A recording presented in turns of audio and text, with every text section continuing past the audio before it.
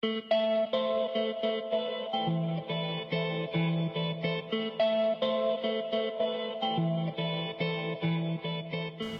in Senegal is like television, but I would say probably more powerful. Because when people are working, they don't have time to watch TV. So basically, all their phones and they have some radio kind of post whatever it is, like stations with them all at all time, listening to radios. Radio has been changing a lot during this time because right now the government has this communication law, so it's becoming more national. So we have programs that are from the government, come from the government, that are very educational. Radio is definitely more interactive back home than it is here. They play a lot of games on radio, so you've got callers coming in, winning prizes a lot. I think we have one channel that is mostly leaning towards just music, but there's still a lot of focus on radio programs where they discuss relevant topics. They still have programs for kids at a specific time during the day. On Sundays, on the major channel, they play church sermons. It's leaning towards Christianity, which is really different because it's a secular country now, but they still have that part as a traditional radio broadcast. You just call or sometimes you just go to the radio station and tell them what your issue is, and people try to help out throughout the country. So radio is really powerful nowadays.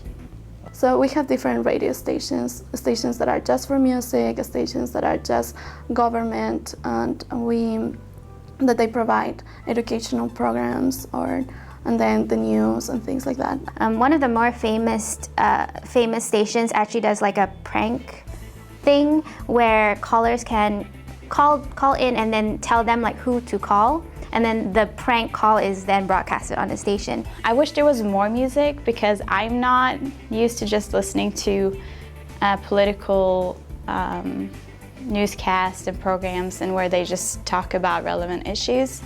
It's something that I probably would want to watch on something like television. And when I drive and when I'm in my car, I mostly want to listen to music, and that's the only time you really listen to the radio. The main thing people refer to, really, the average person, I would say, would go to radio and to ask for issues or help or anything. So there are all kinds of shows going on there, and since it's a Muslim country, 95% Muslim, there are a lot of religious shows that go through there, and there's like here, there are some that are just for music, some that are just for religious purposes, and others are kind of a mix of a little bit here and there, and political shows, and I think that's pretty much what the media is constituted in my country. Actually, the president has La Sabatina, which means that on Saturdays he provides pretty much a speech of what he has been doing during the week. It's very socialist, so that's kind of a political program that happens on Saturday.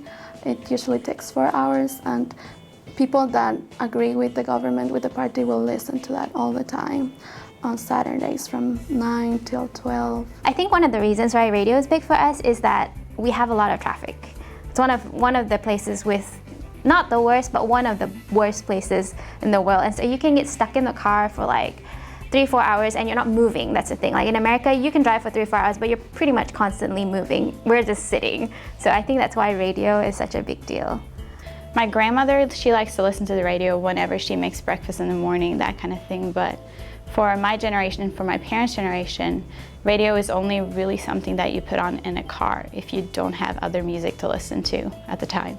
But mainly, they have a show that I literally watch. I literally listen to every single morning before I go to school, or even if I don't have time, I'll just wait until the weekend and I listen to it the whole week.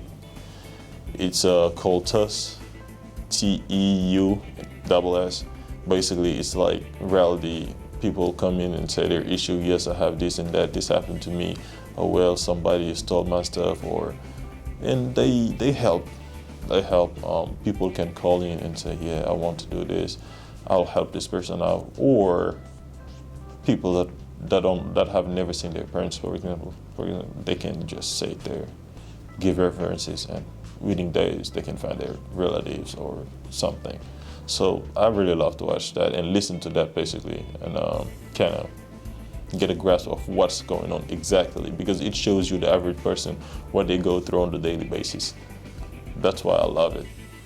Because people couldn't afford TVs that much, they will just listen to the radio. And later on, it became more popular to have TVs, and now everybody does TVs. But still, I think because it's such part of the culture now, we still listen to radio and still have the TV, both. Yeah.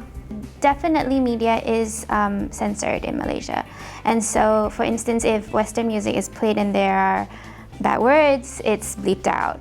So some songs just don't wind up there because so much of it has to be bleeped out that there's no point.